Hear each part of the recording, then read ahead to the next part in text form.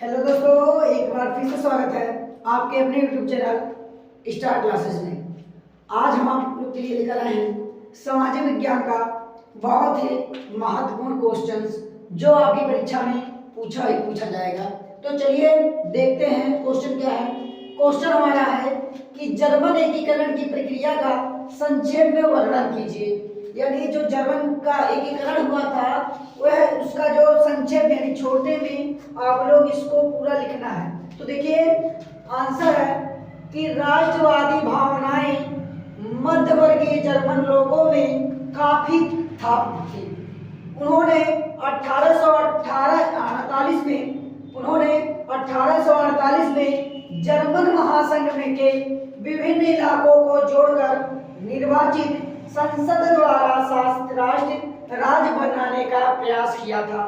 यानी कि जो जर्मन में मध्यवर्गीय के लोग थे उन्होंने एक बहुत सारे लोगों को जोड़कर के निर्वाचित सदस्य बनाने का प्रयास किया था, मगर इस पहल को राजशाही और फौज की ताकत ने मिलकर दबा दिया। यानी कि जो राजा थे और उनकी जो फौज थी उन्होंने इस जो समस्या जो इन्होंने उठाया था प्रयास उसको दबा दिया।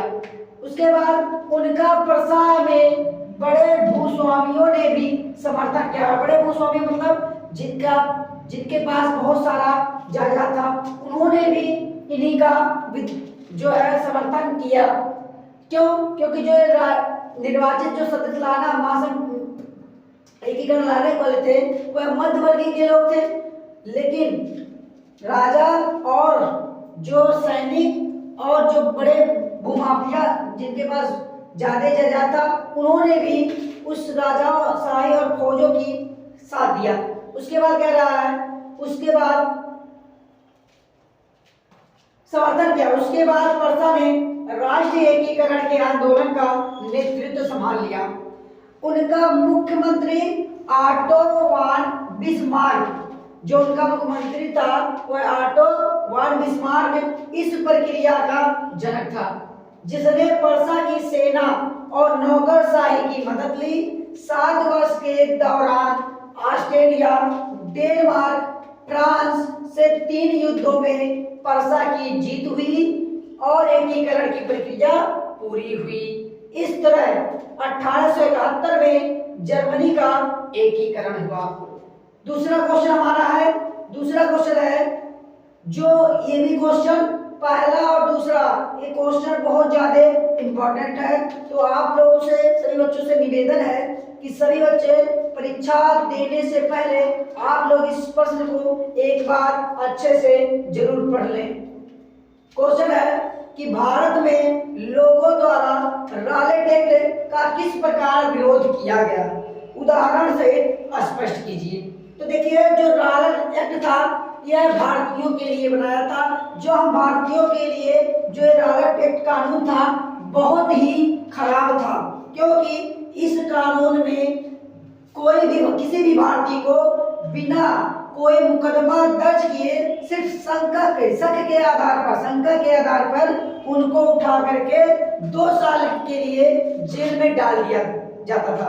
तो देखिए ये बहुत खराब रॉलेट एक्ट जो था ये बहुत खराब कानून था। देखिए आप लोग कैसे लिखेंगे, लिखा हूं मैंने कि रॉलेट एक्ट 1919 ईस्वी में पारित एक ऐसा कानून था जिसमें भारतीयों पर किसी तरह के मुकदमे चलाए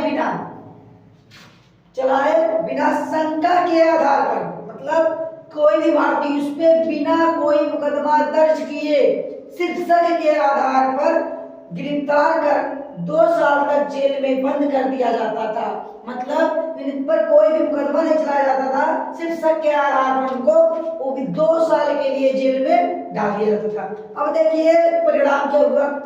परिणाम क्या था कि अंग्रेजों ने राष्ट्रवादियों पर दमन शुरू करने के साथ मार्शल लॉ लागू कर दिया। 13 अप्रैल को जलियांवाला बाग हत्याकांड हुआ। देखिए राष्ट्रवादियों यानी जो हमारे राष्ट्रवादी थे उन पे मार्शल लॉ कानून जो है लागू कर दिया। और आप लोगों को पता होगा जो 13 अप्रैल सन 1919 को जलियांवाला बाग हत्याकांड हुआ था, हमारे बहुत सारे भारतीय भाई शहीद हुए थे। अब देखिए इसका विरोध हम लोगों ने या भारतीयों ने कैसे किस प्रकार से किया विरोध। भारत में लोगों द्वारा रॉलेट एक्ट का विरोध निम्न प्रकार से किया। पहला है विभिन्न शहरों में रैली जुलूसों का आयोजन किया। मतलब जो बड़े बड़े शहर थे उसमें भारतीयों ने बहुत सारी रैलियां जुलूस निकाले। दूसरा है रेलवे वर्कशॉप में कामगार हड़ताल पर चले गए। जो रेलवे में काम करते थे हमारे भारतीय, वे सब लोग काम छोड़कर हड़ताल पे चले गए। तीसरा है कई शहरों में दुकानदारों ने दुकान बंद करके अपना विरोध किया। यानी बहुत जो बड़े बड़े शहर थे उसमें जो दुकानदार थे उन्होंने अपनी अपनी दुकान को बंद करके अपना विरोध जाहिर किया। कह रहा है 1929 की महामंदी का भारत पर क्या प्रभाव पड़ा। देखिए बहुत ज्यादा इंपॉर्टेंट है क्वेश्चन यह है, एक बार हम फिर से आप लोगों को बता देते हैं कि क्वेश्चन कह रहा है कि जो 1929 में जो हमारे भारत देश में महामंदी हुआ था उसका हमारे देश पर क्या प्रभाव पड़ा, उसी के बारे में आप लोगों को लिखना है। तो चलिए एक बार हम जो लिखे हैं पढ़ के आप लोगों को सुना देते हैं। लिखा हुआ है 1929 की महामंदी का प्रभाव भारत पे पड़ा। जी बिल्कुल, भारत पर भी जो 1929 का महामंदी हुआ था वह हमारे भारत देश पर भी पड़ा था। महामंदी ने भारतीय व्यापार को फौरन प्रभावित किया। जो हमारे भारतीय व्यापार हैं उसको इस महामंदी ने तुरंत ही प्रभावित कर दिया। 1928 से 1934 के बीच देश के आयात निर्यात घटकर लगभग आधे रह गए थे। 1928 से 1934 के बीच भारत में गेहूं की कीमत 50% गिर गई। ठीक है, जो गेहूं हमारा भारत देश से निर्यात होता था उसकी जो कीमत है वह 50% तक घट गई। शहरी निवासियों के मुकाबले किसानों और काश्तकारों को ज्यादा नुकसान हुआ। जी हाँ, जो शहर में रहते थे उनको उतना ज्यादा प्रभावित नहीं किया, लेकिन जो लोग गांव के थे, जो किसान थे, उनको बहुत ज्यादा नुकसान हुआ था। यद्यपि कृषि उत्पादों की कीमत तेजी से नीचे गिरी, लेकिन सरकार ने लगान वसूली में छूट देने से इनकार कर दिया। सबसे बुरी मार उन काश्तकारों पर पड़ी जो विश्व बाजार के लिए उपज पैदा करते थे। टाट का निर्यात बंद होने से कच्चे पटसन की कीमतों में 60% से ज्यादा गिरावट आ गई। मंदी के इस सालों में भारत कीमती धातुओं खास तौर से सोने का निर्यात करने लगा।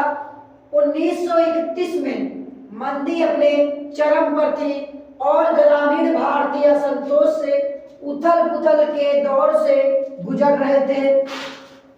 यह मंदी शहरी भारत के लिए अधिक दुखदायी नहीं रही। कीमतें गिरते जाने के बावजूद शहरों में रहने वाले ऐसे लोगों की हालत ठीक रही जिनकी आयात निश्चित थी। यानी कि गांव, जो लोग गांव में रहते थे उनका इस महामंदी पे उनको बहुत ज्यादा प्रभावित किया था और उनका जो हालत बहुत ज्यादा खराब कर दिया था। लेकिन जो शहर में लोग थे उनका कुछ हद तक सही था।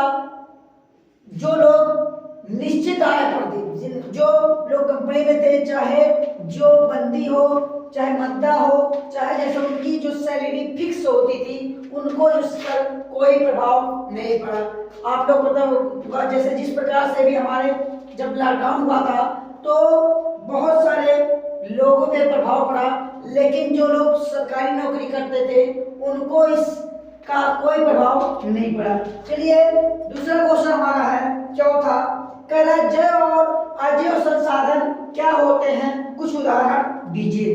तो देखिए जैव संसाधन वे होते हैं जिनकी प्राप्ति जैव मंडल से होती है, जिनकी प्राप्ति जैव मंडल से होती है और जिनमें जीवन व्याप्त होता है, जिनमें जीवन व्याप्त होता है वे जैव संसाधन कहलाते हैं। जैसे मनुष्य, वनस्पति जगत आदि, ये सब जिनमें क्या हो, जान हो और जो जीव मंडल से होती है। दूसरा है अजैव संसाधन। अजैव संसाधन ठीक इसका उल्टा होता है कि वे संसाधन जो निर्जीव वस्तुओं से बने होते हैं अजैव संसाधन कहलाते हैं। जैसे चट्टानें और धातुएं। तो देखिए चट्टानें और धातुएं जिस प्रकार से रखा जाए उसको अपनी जगह से उसी प्रकार से वह रहेगा जब तक उसकी जगह से हम लोग बदलाव ना करें। तो सभी बच्चों से विनम्र निवेदन है कि आप लोग हमारे चैनल को लाइक, सब्सक्राइब एंड शेयर जरूर करें। Thank you for watching this video.